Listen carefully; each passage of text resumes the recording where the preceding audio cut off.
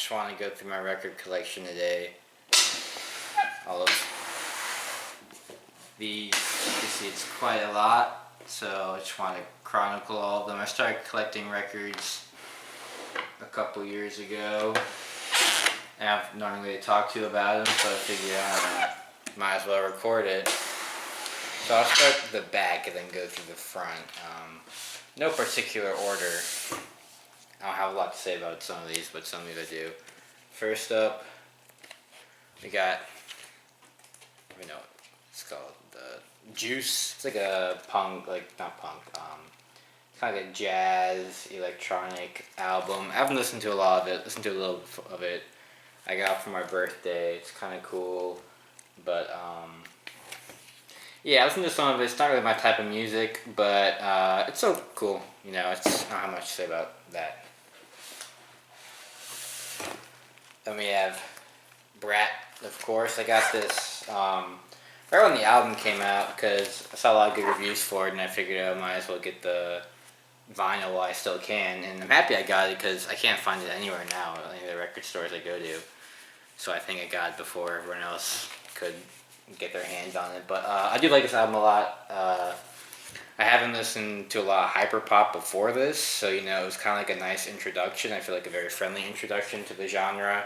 I'm not a woman, obviously, so it's not the most relatable thing ever, but I think the overall themes of dealing with kind of reminds you of the Strokes album, Room on Fire, a little bit, dealing with stardom and all the pressures that come along with it, and just trying to be authentic. I feel like that was a really good theme, and she delved in those topics really expertly, and I enjoyed the music a lot. I think the most important thing about the album is how it sounds, and it sounds brilliant, although I do think it goes on for a bit longer than I would have hoped. But it's a good time. Next we have Steely Dan, Can't Buy a Thrill.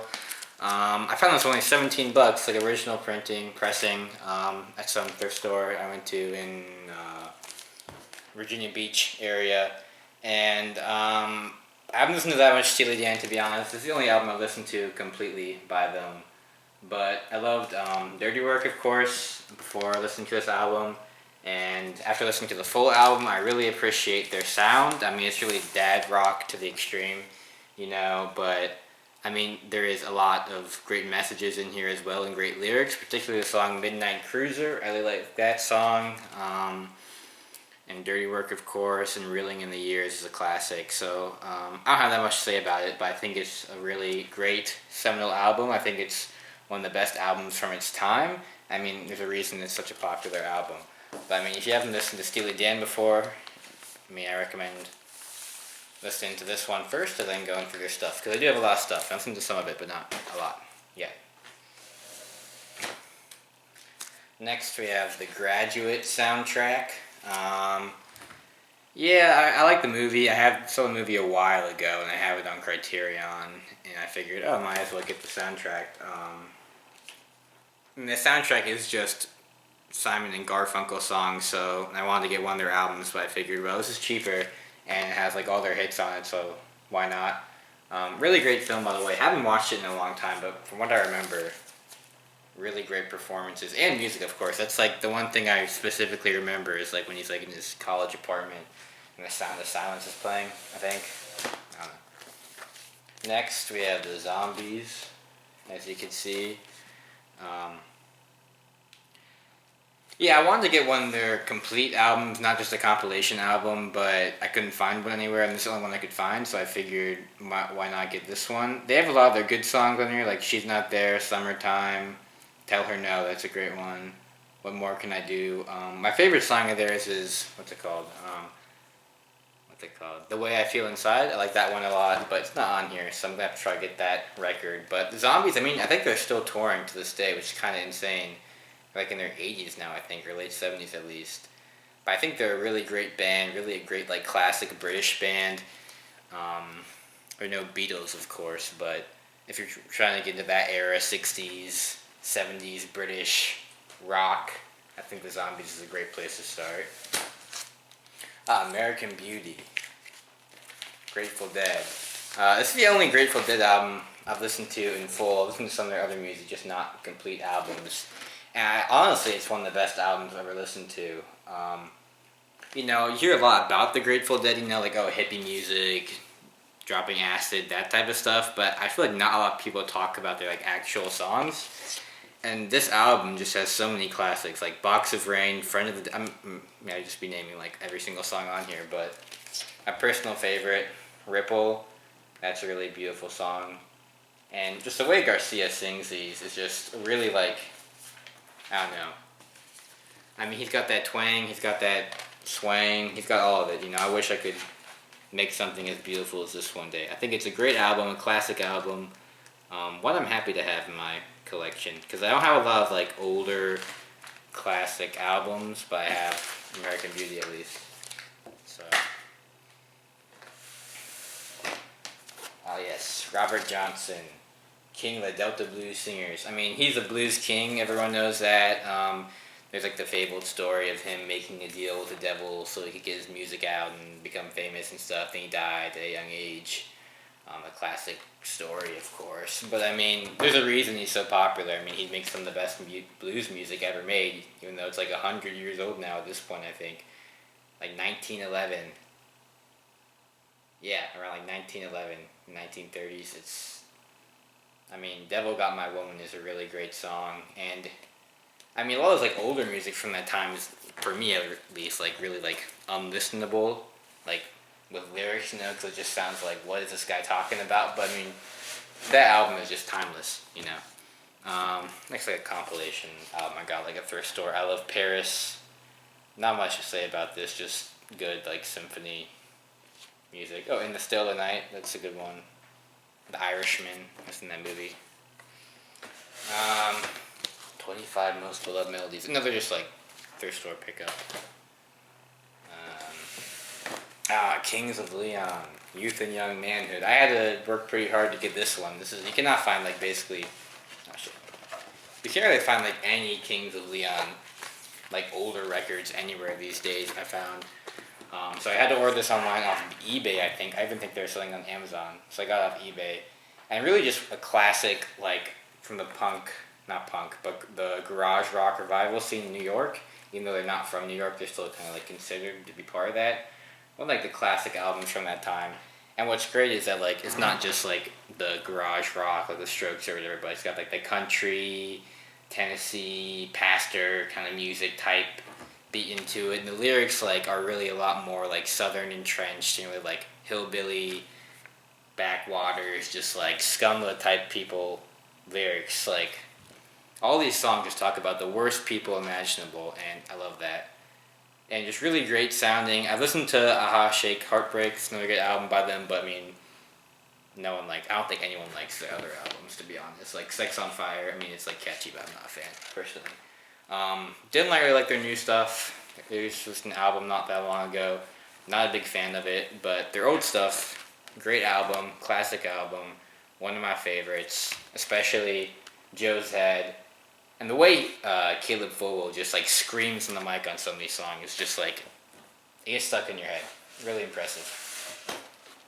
Next, Faye Webster. I love Faye Webster. She's one of my favorite artists today. Although I didn't enjoy, well, I'll get to that, I guess, her newest album. But Atlanta Millionaires Club, I mean, a classic kind of folk, not exactly country. She's kind of in that weird spot because it's not exactly folk, not exactly country, not exactly pop. Kind of lo-fi in some ways, but this album is kind of like at a crossroads of all that, and I think it's her best work. She really strikes a chord, really strikes a balance, I should say, between all these genres on this record. Like Flowers, that's a lot more like lo-fi indie. Then you get songs like Johnny, where it's kind of, there's a Johnny reprise, and it's like a symphony version, really powerful. Kingston, there's a lot of, like, the TikTok, I guess, classics on here, you could say. But a really important record, I think, for her career. Without this album, I don't think she'd be where she is today. The album cover also is actually really great too, very funny. Great album. I love seeing her live. Very talented. Next up, we got I Know I'm Funny, Ha Ha by Faye Webster again. I think a really great follow-up. I think it'd be really hard to follow up Atlanta Millionaires Club, and it's basically, I think, about just as good as Atlanta Millionaires Club. It's a lot of, like, more longer songs in this album. On Atlanta Millionaires Club, it's a lot more shorter, a lot more sweet songs, but here she experiments more, which I appreciate. And we get a lot more longer, a lot more melodies, which I really liked. I didn't like Cheers, the sixth song on the album. Cheers, it's kind of like a weird like rock type thing. I didn't. That's the one song on here where I'm like I did not like it all. But besides that, really great album, a lot of classics. I think A Dream of a Baseball Player is the first song I ever heard by her, and it's one of my favorites. I mean, she knows how to talk about heartbreak, loneliness, that type of thing really well, and her voice is also just really pretty and unique also. Next up, we got, probably should have started with this, but Faye Webster's self-titled album. Um, I mean, I ordered this off eBay the other day, actually. It just came in pretty recently.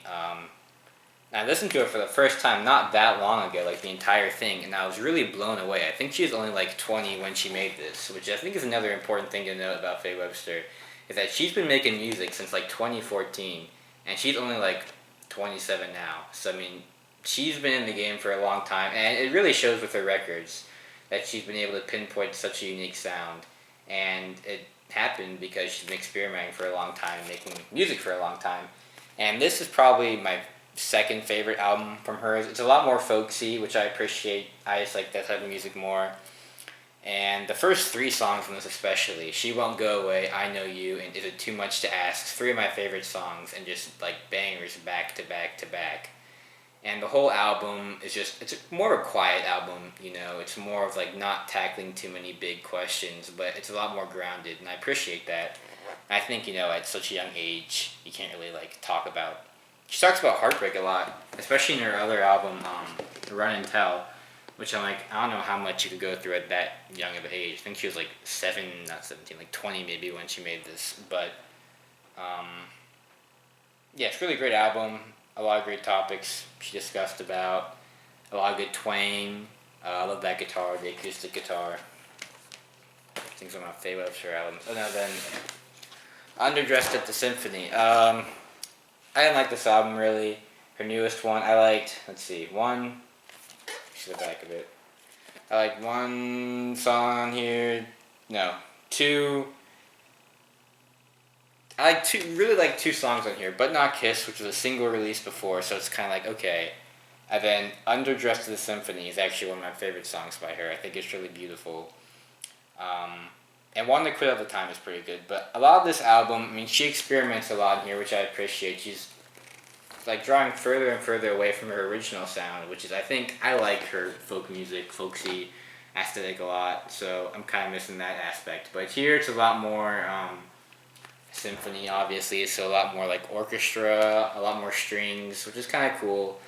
But like Lego Ring, Feeling Good Today, a lot of these songs in here just felt like filler, you know, like not a lot of meaning into them. Like He Loves Me, yeah. There's like, it's a weird disconnect because there's like Thinking About You and Lifetime, both like 6-minute songs that just drag on. Then you have He Loves Me, yeah, and Feeling Good Today, which are like a minute, 2 minute each, and you're just like, was that it?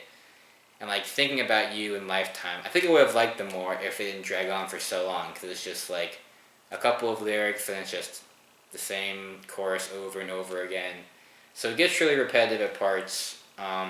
But she was experimenting with stuff, so I feel like her next album will be really good. I feel like this is a step in the right direction, just a little misguided. But, I mean, I can't tell her what to do. She's great at her job. Love her music. Love Faye Webster.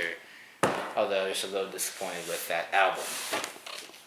Next up, we got Future Islands. Singles. Love Future Islands. A really unique band. Just kind of like a band that kind of came out of nowhere with this record, particularly. Just kind of broke.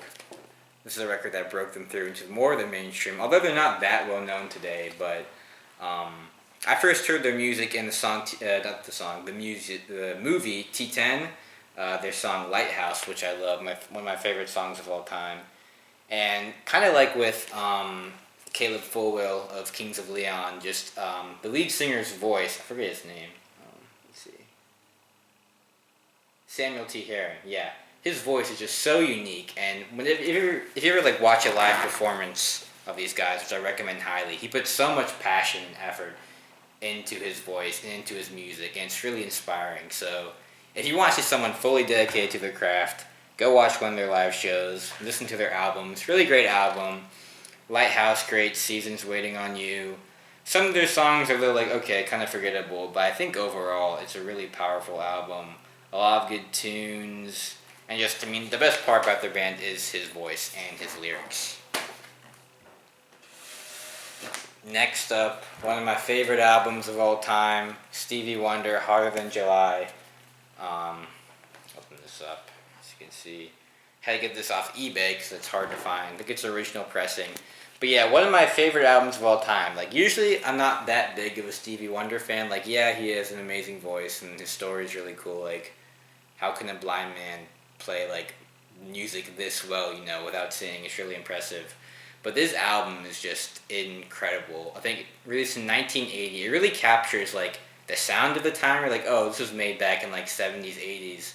But it's not, like, dated at all. You know, the music still stands up to this day. And you don't, like, listen to, like, with a lot of, like, 80s music, like a synth pop, and you're just like, what were they thinking? But this album, incredible. I mean, Did I Hear You Say You Love Me? All I Do, Rocket Love, I Ain't Gonna Stand For It, As If You Read My Little Mind. Amazing. Master Blaster. Do Like You. Not a fan of Do Like You. I don't like the little kid voice from the story he tells, and I think it's kind of boring. Cash in Your Face, a really interesting song. One of his more political songs, which you don't really get a lot of with Stevie Wonder, at least maybe you do. I haven't delved that far into his discography, but I mean, he's known for his love songs, his romantic songs, but Cash in Your Face is about, like, a black family trying to, like, rent an apartment, but, like, the white owners are like, no, you gotta have money on you, which is, like, a racist tactic to, like, prevent black people or minorities from renting or buying apartments. So it's a really cool topic for him to discuss, and it's really refreshing, especially on this album, which is a lot of, like, cheating, scandal, love, lies, and you get this song, just kind of this political song that was really relevant at the time. So that was refreshing. Then lately, one of the first Stevie Wonder songs I've heard lately, really beautiful song, just a piano ballad. His voice, particularly on that song, any song on this album is just heartbreaking, I feel. And I mean, it goes without saying, like, Stevie Wonder, he's blind, and he's making all of these, like, some of the best R&B, not exactly R&B, it's not exactly R&B, I don't even know what exactly to call it, just, like, I feel like he created his own genre, almost. But, I mean, really impressive album, one of my favorites of all time. The Happy Birthday song is kind of a throwaway at the end, but besides that, just, like, perfect. Hello, jazz album here. Andrew Wasilick, Fugitive Light and Themes of Consolation. Not too much to say about this, just really great jazz, really soft. It kind of feels like you're walking, as you can see at the cover, it's like people, I don't know, it's kind of hard to spot. But it kind of feels like you're just, like, walking around the city, maybe New York City, and you just hear people passing by. Kind of lo-fi-esque sounds to it. Haven't listened to it in a while, but really calming, just really great. Not even background music, I could say, because you just get, like, lost listening to it. Just happened to me. Not DVR. Tape 1, Through the City. I found this in my record store, local record store, and it was, like, on sale for half off. And I was like, it looks kind of interesting, might as well try it. And I'm really happy I got it, because it's a great EP. Not DVR, or it goes by DVR here, it's now not DVR. It's kind of like lo-fi-esque indie music, really, like, it's kind of more bare bones, you know, which I appreciate. There's some great songs in here. Lonely is good, Muscles I really like, I listen to that song a lot. But I mean, it's only 6 songs, so it's kind of like, no, 7 songs added Through the City. So I mean, I got it for like $10, so I think it's a pretty good deal. I'm happy to have, like, a physical copy of, like, this, because I feel like there's not many to be found of his work, because he's not that big. But really, like, calming record. Next up, we have Blonde, and it's the actual blonde, not one of the fake ones, which I bought before and realized, oh wait, it's a fake one. Yeah, when I first started getting the records, one of my first records I got was actually this album, but it was, like, one of the like, new printings, like, bootleg ones. But I didn't realize that this album was so rare at the time, so I bought it thinking it was a real one, and I was like, oh wait, it's not. So I sold that one again, and, like, a couple months ago he had an opening on his website, and he released a ton of these, actually, which is really nice. You can see the artwork inside it. It's very cool. So this is an actual Blonde record. It's very thick, as you can see, very thick, a lot in there. There's some posters and stuff in there, but I won't be taking that out now. It's two discs. But yeah, really great record. I mean, what else is there to say about Blonde as an album? I mean, it's like the peak of his work. I don't think he's going to make anything better than this, even though it's been like, 2016, so 8 years now that he's released any full-length album. I mean, just a perfect album. Although, I mean, yeah, it's a perfect album. Nikes, Ivy, Pink and White, Be Yourself. Little, like, intermissions, like Be Yourself, Good Guy, are really funny. He has a really good sense of humor on this album. And very retrospective, introspective on his career and on himself. And White Ferrari especially really hits closer to home after his brother died and how like his brother picked out that version of the song. So listening to that now is very heartwarming-ish. It's got Velvet Underground and Nico. I mean, it's a classic album. I mean, the amount like you listen to this album and you listen to like the Strokes, basically anyone from like the New York rock revival scene, and you're like, oh yeah, okay, they all listen just to Lou Reed. Basically anyone these days. A lot of like rock singers took a lot of inspiration from Lou Reed, especially in his voice, his look too. Julian Casablancas is basically a Lou Reed clone, honestly. But yeah, really good album. Not much to say. Not my favorite like thing ever. Like I like it, I appreciate it, but it doesn't entirely click with me. I have the Velvet Underground documentary on Criterion. I haven't watched it yet. I need to. I feel like I could probably appreciate the album more. But yeah, I mean, it's like a good classic album. When you see that Yellow Banana, and you immediately think, oh yeah, Velvet Underground. We got Bobby Vinton, Blue Velvet. I mean, Bobby Vinton, classic singer, classic guy. I love the movie Blue Velvet. I feel like a lot of people probably got introduced to his music by the movie Blue Velvet, and I loved Blue Velvet, so I was like, might as well get a record from his, and I found it like some thrift store for like $5, so not much to say about that, but it's a good one. Next, I honestly have no idea what this is. I found this on my record store for like $1, and I was like, okay, and I listened to this once, and it sucked. Honestly, don't even remember what it sounds like, but it sucked. So, I mean, you gotta have some bad records in your collection to, I don't know, compare it to your other good ones. The Voids. The Voids, of course, Julian Casablancas' other band, and I like their first album, Tyranny, quite a bit. I thought it was pretty good. A lot of, like, it's very much out there, you know? It's like, I wouldn't say it's like the most like experimental, crazy album ever, but if you don't listen to that music a lot, it is pretty crazy. I think it's a good entryway to that type of like really loud, like electronic mishmash rock music.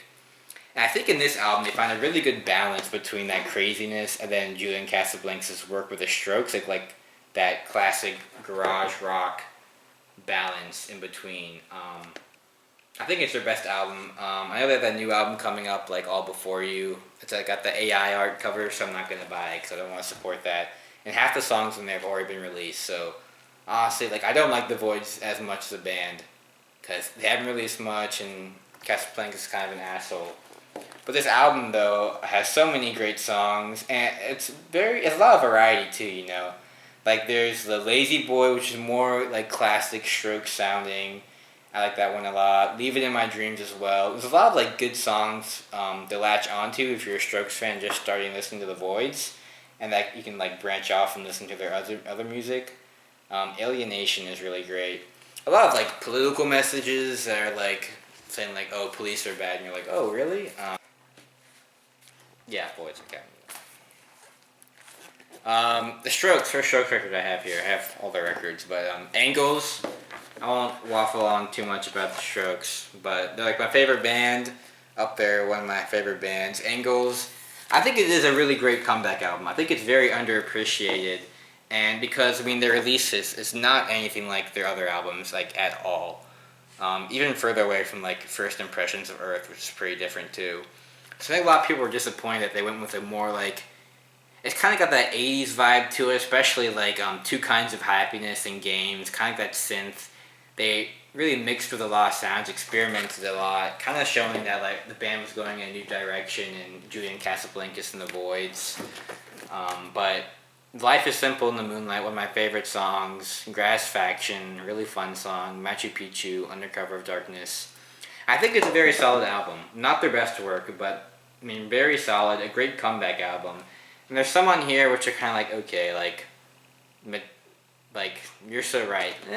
Two Kinds of Happiness. I don't like Two Kinds of Happiness at all, but very strong album. Next we have Is This It? I mean, the album that really didn't start the New York rock revival scene, but it really put into Lightspeed. One of the most like classic albums of all time. Every song on here is a banger, except I don't like When It Started, but that's just on the American version. And on this one I have New York City Cops, so I'm happy about that. I mean, if you want to learn more about this album and the music from that time, is a good book, Meet Me in the Bathroom, highly recommend. But I mean, every song in there, masterpiece, especially Someday, Barely Legal, two of my favorites, Hard to Explain. Just kind of captures what it's like to be like a younger person, a young adult in these days where everything is so like messed up in the world. And I mean, also a lot about women. Don't know a lot about that. Can't relate to that. I'm no Julian Casablancas, but still find it very good. Next, Room on Fire, one of my favorite albums of all time. I think it's the Strokes' best work. I think they really perfect their sound on this album. A lot of people complain that it sounded too similar to Is This It? But I think it does sound very similar. It's basically the same type of songs, but I think they sound even better. I think the way they deal with, like, they talk about dealing with fame, like, on Whatever Happened, I Can't Win. Because no one really expected them to blow up this big, even though they were all Nepo babies. They didn't really see that coming. So I think it's them grappling and dealing with this newfound fame. And really, like, he tackles a lot of the same, themes on Is This It? Like woman trouble, societal trouble. And their first real, like, political song not between Love and Hate, what's it called? The End Has No End. Kind of like the first political song, really, I think kind of flies under the radar. Perfect. Next up, we have Come Down Machine. An album that really grows on you, I find. Because when I first listened to it, honestly, I was not that impressed. Like, Call It Fate, Call It Karma is one of my favorite songs of all time. But besides that, I was kind of like, okay. Like, it's a very, like, people thought Angles was a very, like, hard turn to a new direction of sound. But this is an even harder turn. They very much doubled down on the sounds of Angles. And they created, like, they didn't create their own new sound. But it's really interesting, and it takes time to kind of get used to. Because, I mean, Strokes are known for their kind of nonchalant garage rock music about women and, sex and all that stuff. And Come Down Machine is a much more quiet album. I mean, Julian Casablancas' voice is almost unrecognizable here. It's like he's kind of like, I don't know how to describe it, like he's like, in the first album he's like very like gravely and he doesn't really know how to sing, but here he's kind of like more trying to be more like a singer, I'd say, which is not like, you're not used to that. But yeah, it took a while to grow on me, but I got to really like this album. Like Slow Animals, I didn't like at all when I first listened to it, but now I really appreciate it. And they talk a lot about like a lot of new themes, a lot of new ideas, which I mean, he was like, they're like in their 30s now, so they can't really talk about like meeting up with girls and stuff anymore. Now it's more like, again, dealing with like their success and especially their time apart and their break, like Call It Fate, Call It Karma, Welcome to Japan, One Way Trigger, like dealing with addiction, drug addiction, stuff like that. Partners in Crime, don't really know what that song's about, but Tiger with Pants On is a favorite lyric of mine. Great album, one of my favorites. You guys about to fall over. Just gonna leave this here for now so we can tip over. But yeah, great album, great album.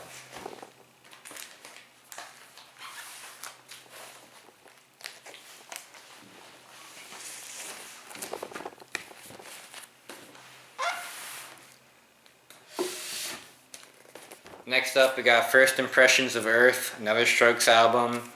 Again, it's one that grows on you, I find, because it is more. It's not like as harsh and a change in sound as Come Down Machine and Angles, but it is different because the Strokes are trying to go for like that arena, almost like a couple of their songs really reminds me of like later White Stripes sound.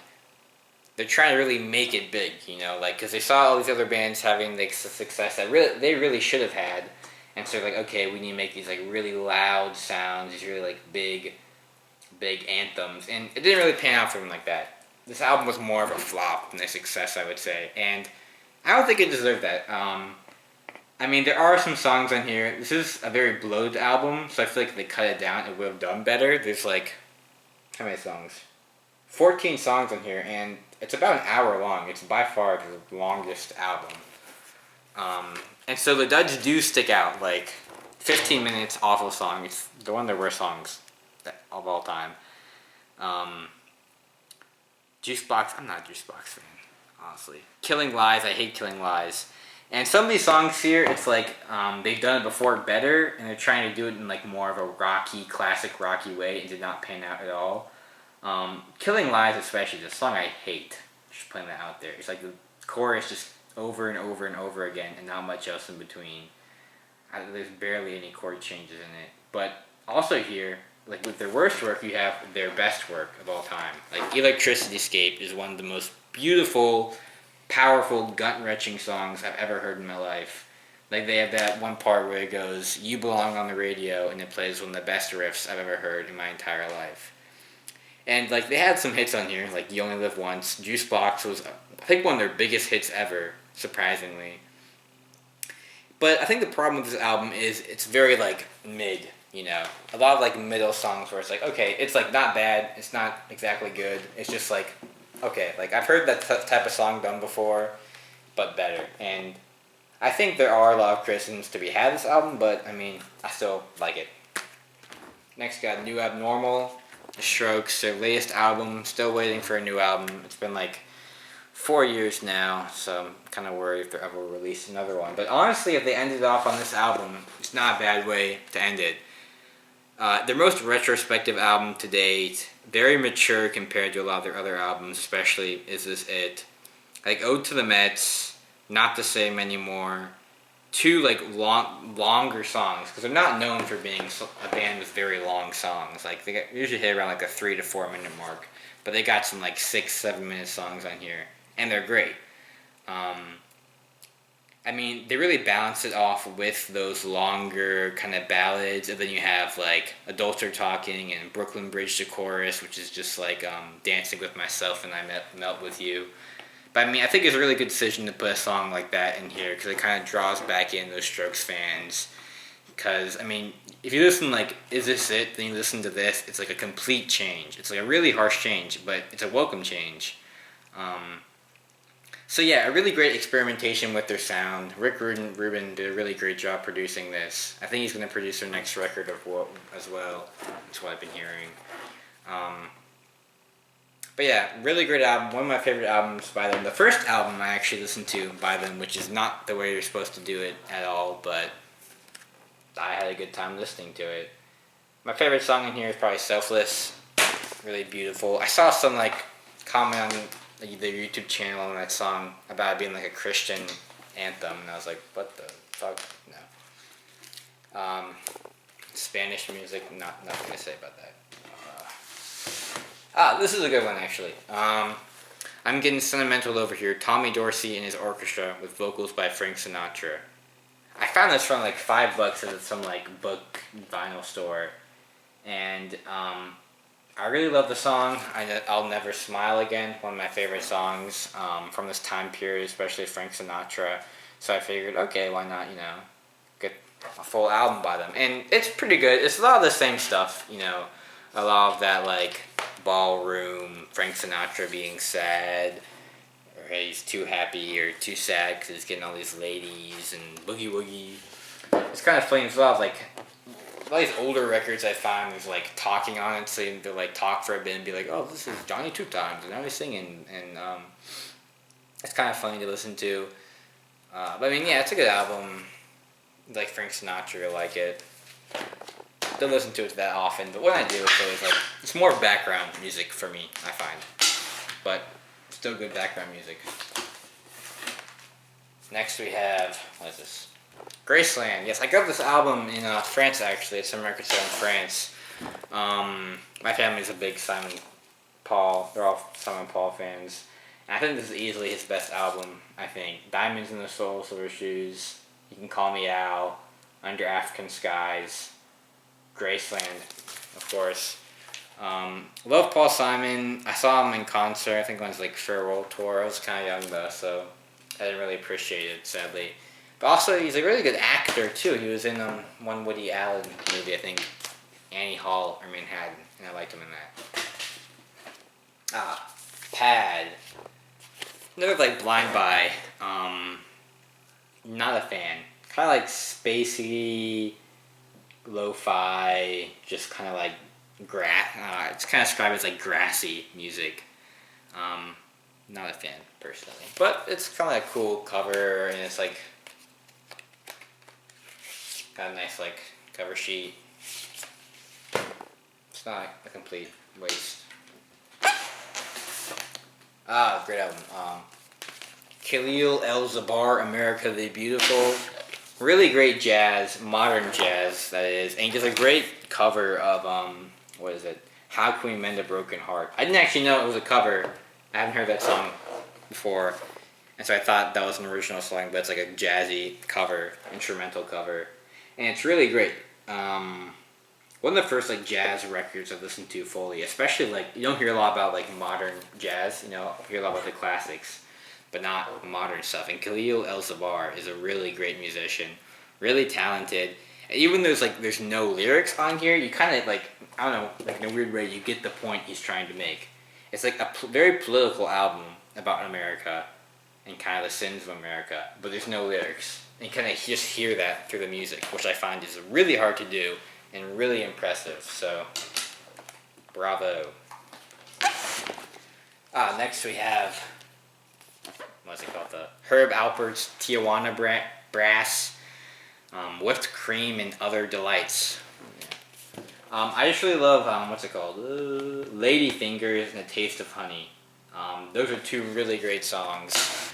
The rest of them, I don't have too much thought of care for, but I got this album for like $1, and there's like 2 songs in there, so I figured why not. Getting down to the last few now. Oh yeah, it's like Egyptian music. My grandpa got me this for my birthday a while ago. I listened to it like once. Not much to say about that. Yes. The only Beatles album I've listened to in full. I know. I really should listen to more of their music. But Rubber Soul is just an amazing, amazing album. I mean, it's one of my favorite albums of all time, so I feel like if I listen to their other albums completely, I'll love them, but I'm just too lazy. And I feel like if I listen to other stuff and it's not as good, I'll be sad. But Rubber Soul, first Beatles album, only Beatles album I've ever listened to. It's a very unique, very folk. It's not like any, I mean, it's got like the classic like Beatles, but I mean the classic Beatles songs, are all like, very happy and kind of, or very happy or political. This car is a lot more just kind of focused on like young manhood, ladies, that type of thing. It's almost like the Beatles is this it in a way, which I think is kind of funny. Like Norwegian Wood, the classic, which inspired Haruki Murakami to write his book, Norwegian Wood, which is great. It's very listenable. They're very short tracks, so, I mean, the album goes by very quick. It's not a very long album. But it doesn't overstay its welcome at all. And I can't really think of a song on here that, I don't like. Maybe Michelle. But Michelle, ma belle. Where it's, the French words, kind of hokey. One of their, lamer songs. I feel like Michelle's, the only song on that album I could see them doing on another album just because it's, kind of corny. I forgot about this album. I forgot I had this. Revolution Girl Style Now. Bikini Kill Records. I didn't really know anything about them before buying this album. I just thought it looked kind of cool, so I figured why not. And I mean, it's fine. Very like garage, underground, very feminist. Kind of reminds me of the band that TV Girl sampled for Not Allowed. The Yeasty Girls, yeah, the Yeasty Girls. Kind of reminds me of the Yeasty Girls, except not awful. Um, I recommend anyone listen to the Yeasty Girls like full album that TV Girl sampled off, because it's just them like talking, like it's talk singing. There's like no instrumentals, which is very funny. I appreciated it, but it just made me laugh. I don't think they wanted to make me laugh with that album, but still recommend listening to it. Brazilian Skies, one of my favorite albums of all time. It's got a nice fusion of his really great guitar skills and bossa nova. I feel like they go together really well, actually. So I'm surprised there's not more albums like this, but they mesh surprisingly well. Really great songs in here. Beleza Pula is my favorite song in here, easily. The Star Wars Samba is just kind of more funny to me. They put like a Star Wars cover on here. I wouldn't say I particularly like it, but I enjoy it though. Its original pressing though, all the way from Japan. I had to get it shipped from Japan. I think it cost like $80. But I mean, definitely worth it. Can't find it in any like local record stores in America, because I don't think they ever printed it in America. Only in Japan. So yeah, if you ever see it anywhere, buy it up quickly. Chet Baker, My Funny Valentine. I got this one in France also, and the more I listen to Chet Baker, the more I'm not that big of a fan of his. I feel like you listen to one Chet Baker song, you listen to all of them, really, which is not exactly like a bad thing. If you like that type of music, you like it. But I mean, he's an artist that I can only listen to in small increments, because he does kind of strike the same chord a lot. Which, again, not necessarily a bad thing, but he's not exactly for me. But his voice is really beautiful. Next up we got, what is this? Yes. Really cool find. Blow Up, original soundtrack album. One of my favorite movies of all time. I was just in my record store one day, and I just saw it, and I was like, well, I have to buy it. Is the music good on here, though? Not really. It's got like, kind of like late 60s, like, I don't even know what to call. I'm not that musical terms, not that great musical terms, but it's very like, not even, I wouldn't say funky, just like corny, you know, very dated. So I kind of forgot like what the music sounded like, and I bought this album, and I was like, oh wait, I don't really like it, but it's my favorite movie, so I'm like, well, I gotta get the album for it. So don't listen to that one very much, but it's more a good one to have.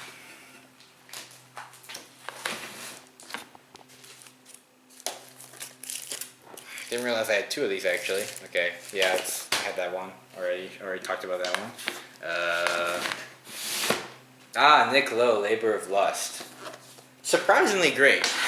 Because I got this album because I just like Cruel to Be Kind. That's a really fun song. And I never really intended on listening to the full thing, to be honest. But one day I was like, well, you know, I bought the album, might as well listen to the full thing. And it's surprisingly good. I think he was actually, Nick Lowe was just in the Criterion Closet, so that's kind of funny. Did not expect to see him there. Because no one ever really talks about him. You know, he's not, I never really hear anyone talking about him on the internet. But really great songs.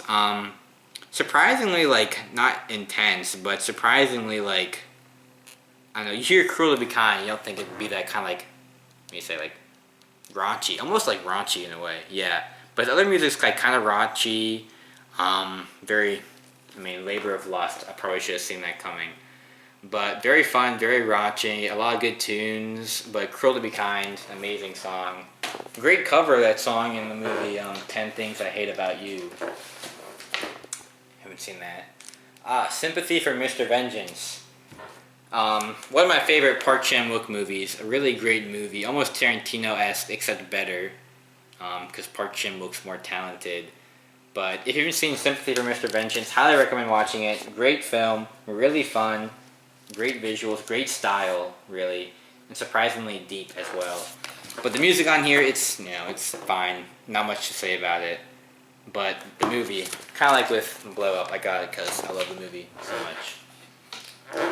Next, we have Peter Hook and the Light, Power, Corruption, Ties, live tour. Yeah, kind of like a live album, New Order. I wanted to get the actual album for Power, Corruption, and Lies, but I accidentally ordered this. But it's a great live album. Age of Consent, amazing song. I'm not that big of a New Order fan. I think their stuff's alright.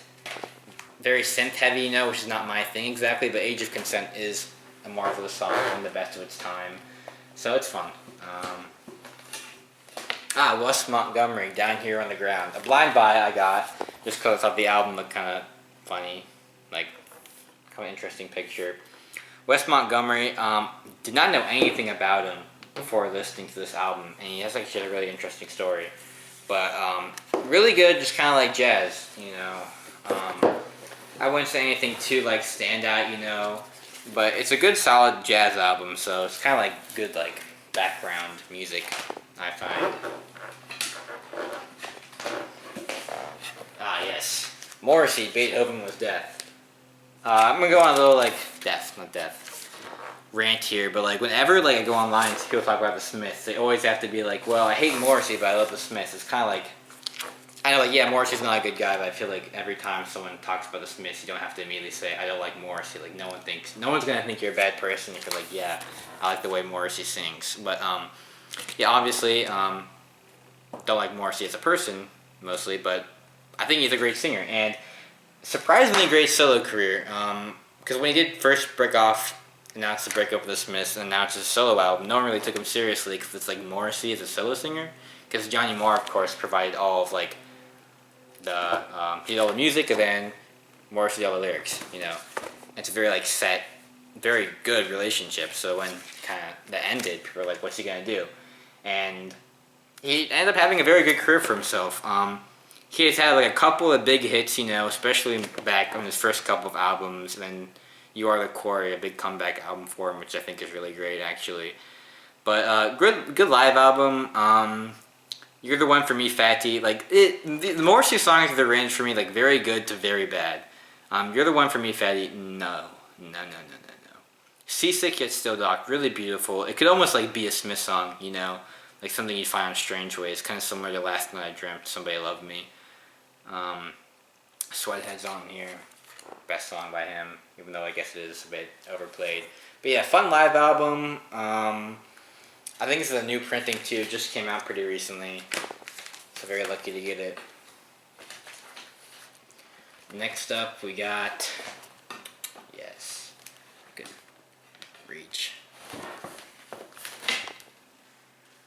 Viva Hate, Morrissey's debut solo album. And really impressive. A lot of people just listen to Every Day Is Like Sunday and Sweathead, and the two best songs in here easily.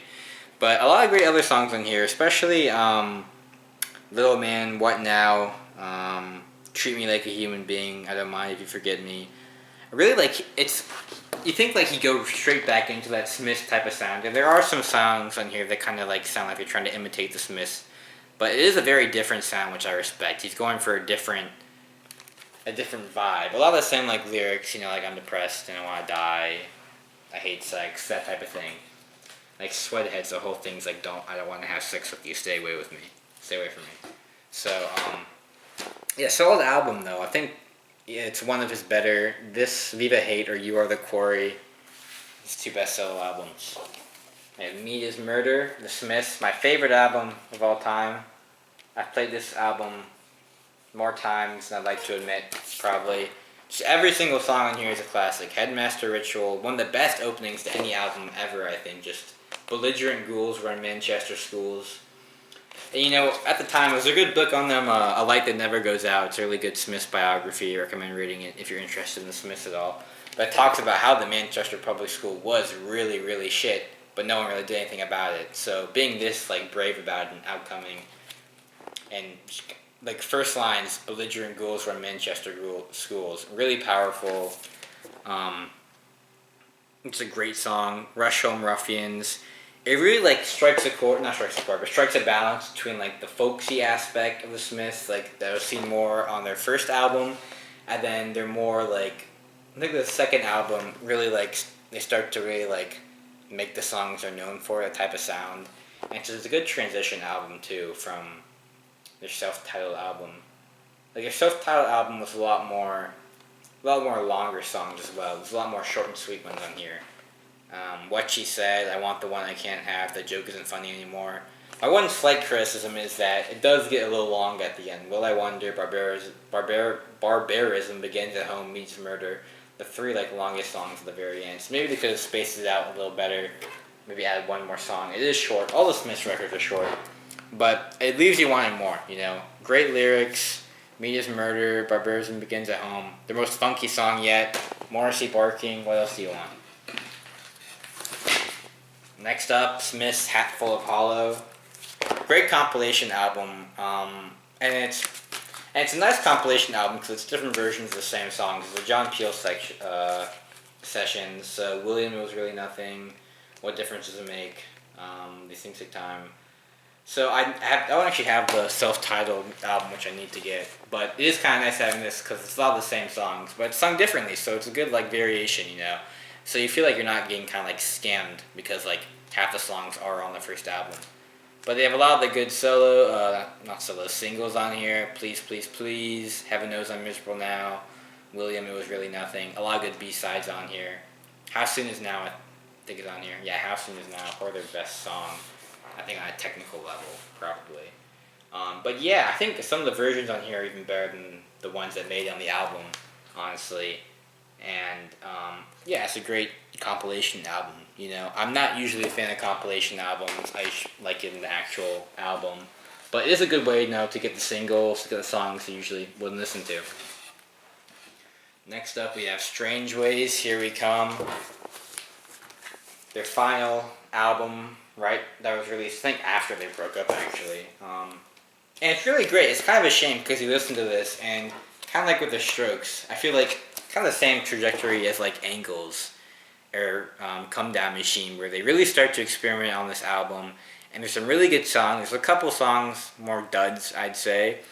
But you can see they're trying for something new, and they're on the verge of breaking into something really great, and then they break up.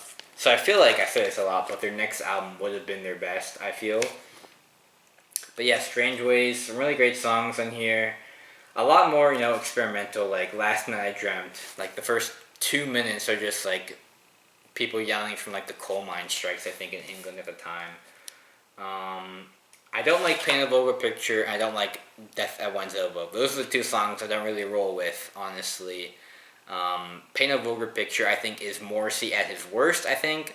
A lot of his songs are very ironic, he's being very tongue-in-cheek, but there I feel like he is being a little too, why won't anyone appreciate me? And it's a song also, if you know the backstory about, their whole record deal fiasco, that they were being very nice to him. He's just kind of, him and the band were a bit stuck up and wanted more money, which, is fair. They're a great band, but it's nowhere he was a dying star on their hands. Yeah. But A Rush and a Push and The Land Is Ours, another amazing opening. Really bold not to have any guitars, and just, I think it's their only song, maybe besides Asleep, that's no guitar, it's just piano. And the opening lines are really just very memorable and very powerful. Hello, I am the ghost of Trouble Joe, hung by his pretty white neck 18 months ago. Only Morrissey. Next up we have Rank, the live album.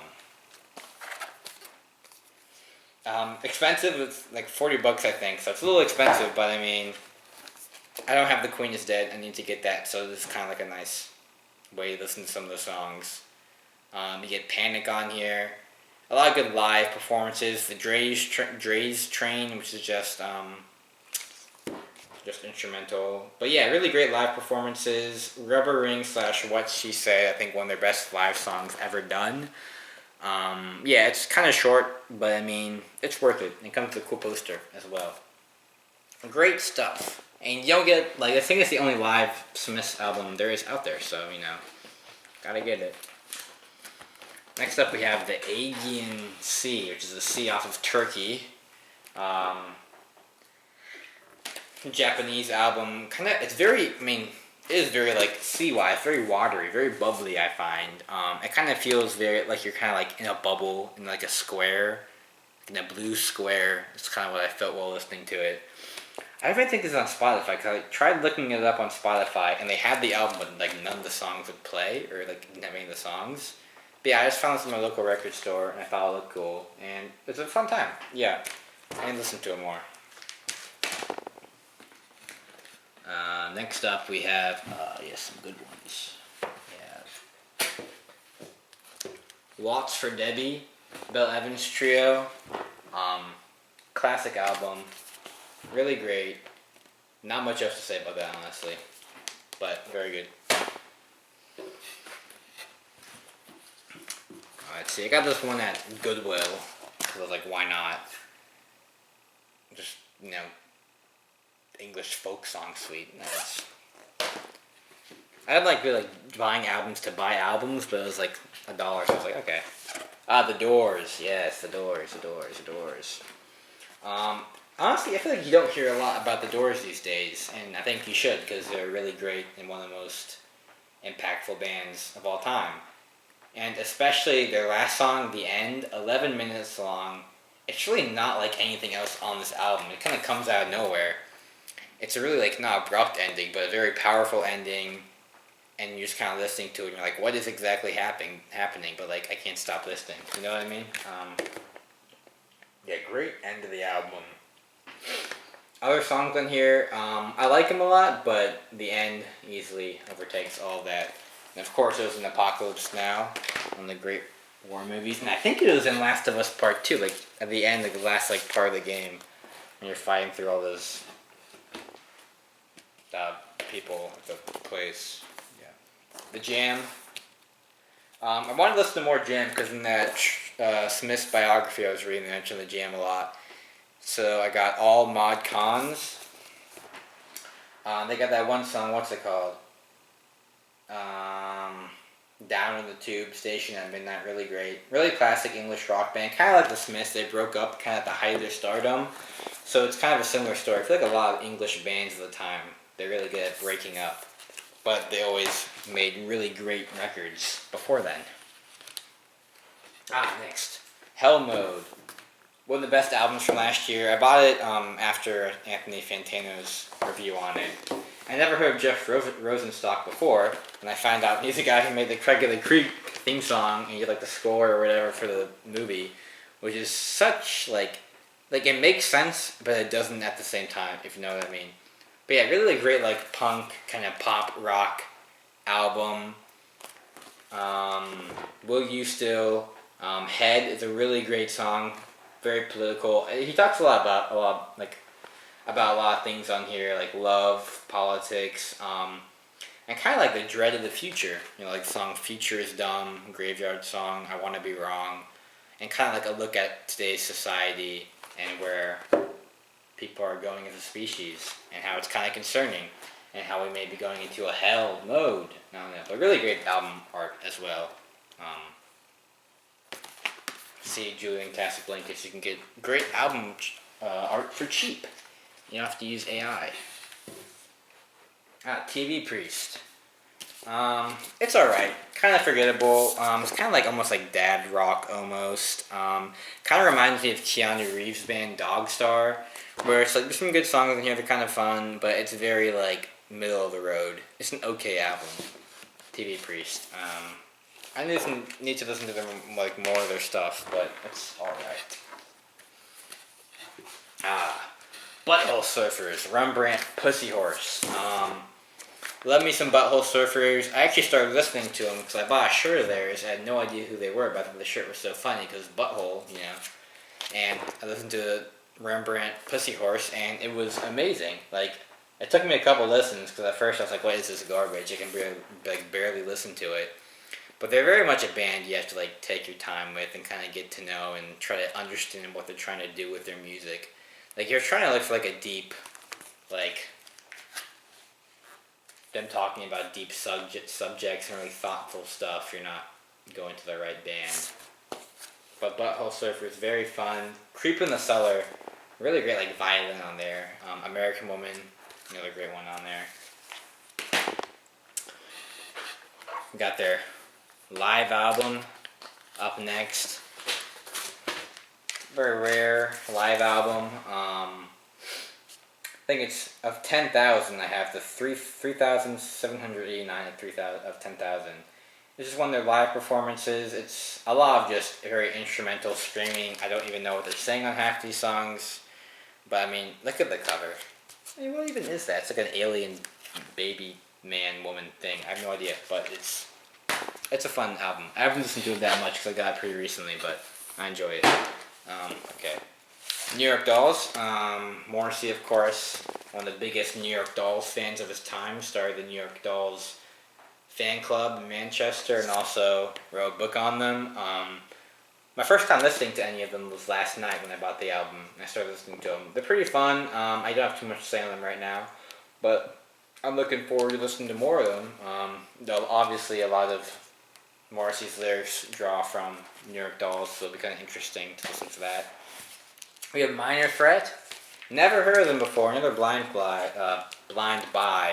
But I thought the cover was really cool, and I was like, well, I feel like it's pretty good. It kind of signifies what their music's going to be, and it does. Punk rock, kind of before its time. It kind of started like right before the punk rock wave. They're from Washington D.C. and it's kind of interesting because they're like their whole lifestyle is very not punk. They're like no drugs, no alcohol, and they sing about it on here too. So like punk is being sober and abstinence. I don't know. It's kind of funny listening to that. Now we just have a couple little 7 inches. This is a good one. I Thought We Were Friends, Deerhoof. Just some good like rock, loud garage music. I got it for pretty cheap and like the cover, and it's pretty good. Sidney Bechet and Teddy Buckner. Au Festival de Jazz de Cannes. I think it's actually a French. I noticed that now. I didn't realize that. It's a French record. I got this one in Notting Hill in London. But yeah, really great jazz. American jazz is the best jazz, no matter what you try to say. Then Echoes of Paris.